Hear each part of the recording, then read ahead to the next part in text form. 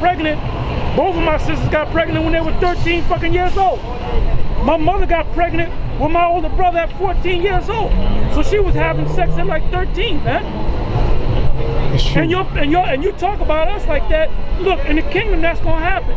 So then you put that smear campaign out there that we go around raping little girls and shit.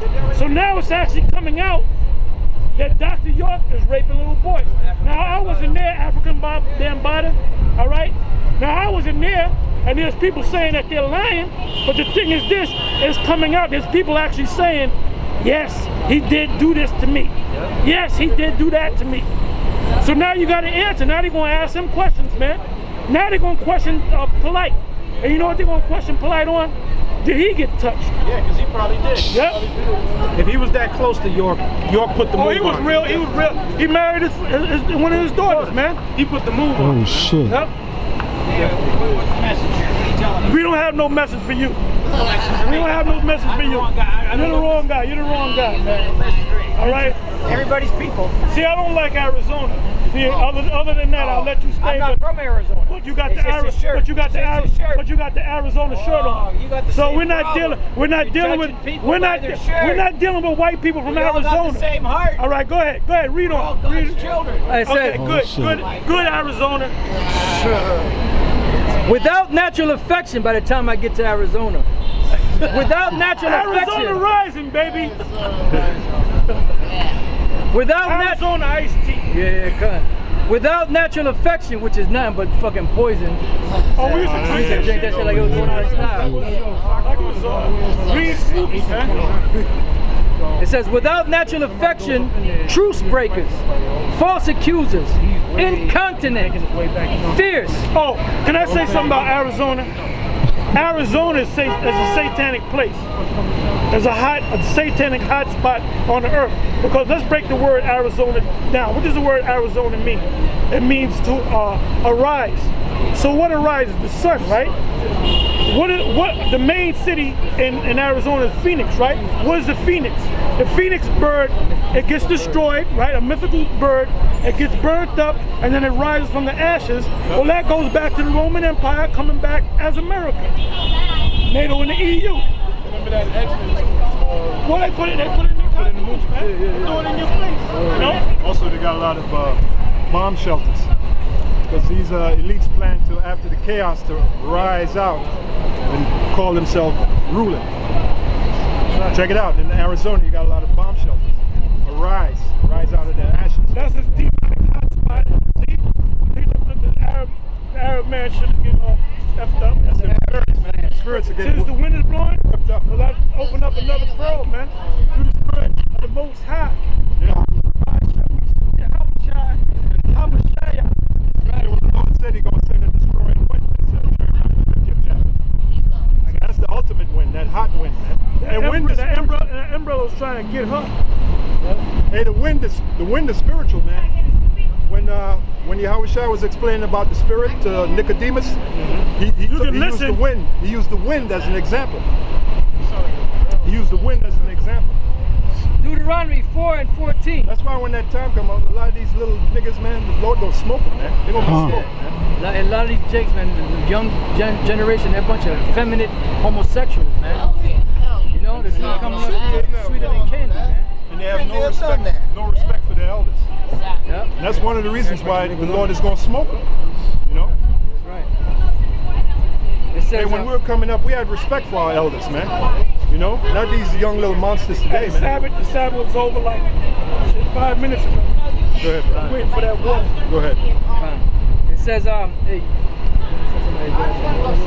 We're going to praise the Most High. When the Lord, Yahweh Shem Yahushua, start destroying these little monsters, we're going to be praising the Lord, man. We're going to be praising Him. We ain't going to feel, we ain't going to feel sorry or sorrow. We're going to be praising the Lord, man. When you get a chance, Ezekiel 9 and 4. I mean, Ezekiel 9 and 4. He got one there. Yeah, but that's that bullshit. Zeke 9 and 4. You want him to get Fiji water or something? Yeah, Fiji or something like that. I mean, only got water in there.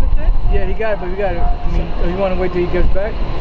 If he's coming around the corner, we'll wait. He was on 8th and 29th 5 minutes ago. So he's still making his way on 8th Avenue. So we'll wait. Okay. We got to participate. Yeah, Yeah. I mean, these brothers, I mean, they can. And right now we're drinking this water and eating this bread. Go ahead, brother. Ezekiel 9 and 4. And the Lord said unto him, Yeah, I guess she ran out of gas. The demon ran out of gas. So. it's hot out here. Go ahead. You all right, brother? You all right? Would you need some water or something? Get some water. The fast is over, man. You can drink. Give him some water. Go ahead, bro. All right, it said Ezekiel 9 and 4. And the Lord said unto him, go through the midst of the city, through the midst of Jerusalem, and set a mark upon the foreheads of the men that sigh and that cry. Yeah, that's talking about the elect.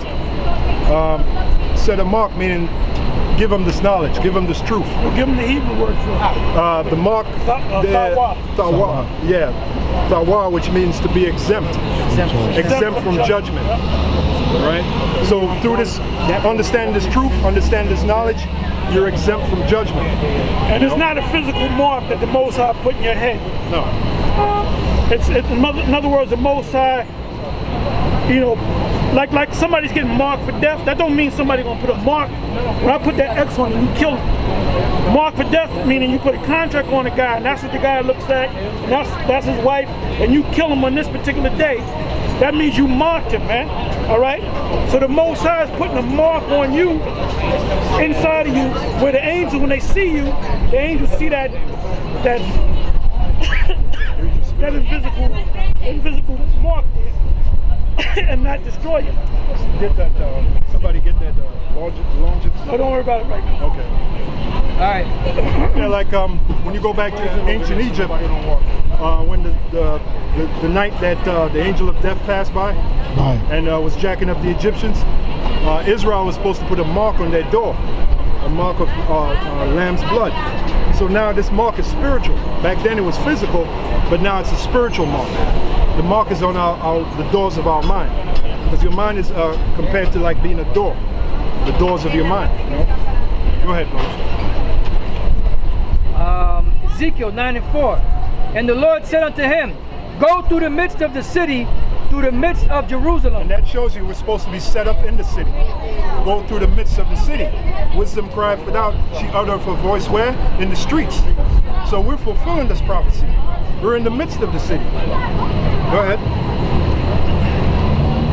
And set a mark upon the foreheads of the men that sigh and that cry. And by us being out here teaching, we're setting that mark, that spiritual mark. And it's only for those that are of the elect. They'll listen, you know. It ain't for everybody. Go ahead, brother. Upon the foreheads of the men that sigh and that cry for all the abominations that be done in the midst thereof. Yeah, you're sick of all the madness that's going on in this society. Sick of the homosexuals, you know, the lesbians. Sick of what the so-called white man's doing in this society, the GMO foods, the fact that the waters are polluted, you know. All the madness, man. Go ahead, brother. Hey, start sending them brothers out so they can get some water and stuff. Okay, right. I got my water. What? Also, too, is that was symbolic to back in the days when the men used to make a judgment, when they used to do something wrong in the court of law. Check it out. The white pebble and the black pebble, but it's symbolic. Exactly. So why? It's not the pebble, actually. Right, it's an invisible pebble. That's all it is. It's invisible. It's invisible. Most High put like a spirit on you, and when the angels see you, the angel said, no, I'm not going to get him. He has a mark. But the rest of them is going to get it. The angels are not going to make no mistake, man. They ain't going to get the wrong guy. Oh, I mistakenly got the elect. Although he has a spirit to raise you back up. Right. All right? Every Jake that he's going to get is talking about Jake. Every Jake that he's going to get, they all marked for death. They have a different mark on it. Well, the part of the mark is an actual karate. Khan. All right? All right. Go ahead. All right, it says, and to the others he said in mine hearing, go ye after them through the city and smite. Let not your eyes spare, neither have ye pity. Slay utterly old and young. Yeah, and a good example of that is martial law. When martial law breaks out, race wars, race riots, all those jakes that's going to die during that time, they're part of that judgment. That's their judgment, you know? Because they didn't receive that mark. They didn't receive that spiritual mark, which is the understanding of this word, the understanding of this truth. So you brothers right now, you're being marked. All right, now if you hold on to that mark, then you're going to be exempt from judgment. When the judgment comes down, it ain't going to touch you. Go ahead, brother. Slay utterly old and young, both maids and little children and women. Slay utterly old and young. Read it again. Slay utterly old and young, both maids and little children and women. And women. Now you notice to put women to the side, because a lot of these women in this society, a lot of them are going to be slain. All right, they're going to be slain. They're going. Oh, that links up with what is that? Shall be trodden down as the Maya of the streets. Micah. What is that? Micah 7 and 10. Because it says slay utterly old and young, and then towards the end it says and women. All right. Because a lot of these women, man, they're going to be put to death because they ain't right, man. They ain't right. A lot of them are sluts, a lot of them are whores, man. Lesbians. Right? A lot of them have all kind of abortions. Right. The average so-called black woman you might meet, she might have had already 5 abortions already. You don't know. An abortion is murder, man. And then later right? on, she can't have a kid. Right. Right. And why would she want to have an abortion? Because a child would tie her down, tie her whorish ways down. She wouldn't be able to have time to be the whore that she wants to be. They have abortions like they change the tampon, you know? They just throw it in the garden like it's like nothing. You know, that's a life, man. And then sometimes they have them late-term abortions, I forget what they call them, when the baby's damn near full grown. Yeah, and that's a whole baby right there. You know, that's murder. That's why the majority of our people are going to be put to death. That's why we keep saying it. And that's why we say we're not concerned about the 2/3, man. Hundreds of millions. Then you got a lot of niggas that paid for her to have an abortion. Yes. So they're part and parcel guilty too. And then you got a lot of niggas that are down low. Yeah, you got the niggas that are Look like regular dudes, play basketball, do watch the game or whatever, act manly, grow beards. Yep. Them homos, man, are the most masculine looking niggas on the block, man. Yeah, homo thugs. Brother had put up a video. The niggas that get locked up in the system, man, for years. They get lonely up there, and that's why the white man set that shit up. To turn them into fucking factories. And that's another reason why this fucking place, we need to change the gear to get on this fucking white man. Yeah, con. This goddamn devil. That is Con. Yeah, con. With that. Because you getting with you bankers, man, when the time comes, when the Lord raises up and give us that power, you bankers, you're going to get it, man. You're the first group that's going to get it. You're going right into slavery. You Rothschilds, you Rockefellers, and we know that you watch our shows. We know you know about us. That's why you keep us out of your media. But judgment is coming for you, man. Hey, I was watching earlier, I was flipping channels, and they had that movie on Angels and Demons with this guy. What's this guy's name that played the main character? Tom Hanks. And they were in a helicopter. I saw for about 2 minutes, and right when I turned the channel, the guy was talking about the Illuminati, and he just broke it down. He said how the Illuminati, at one time, there were scientists and this and that, but the Roman Catholic Church was against them, so they had to set up a secret society, and they had to go underground. I said, God damn, he just broke the whole thing down. And then in the movie, they broke down the whole Vatican City, man.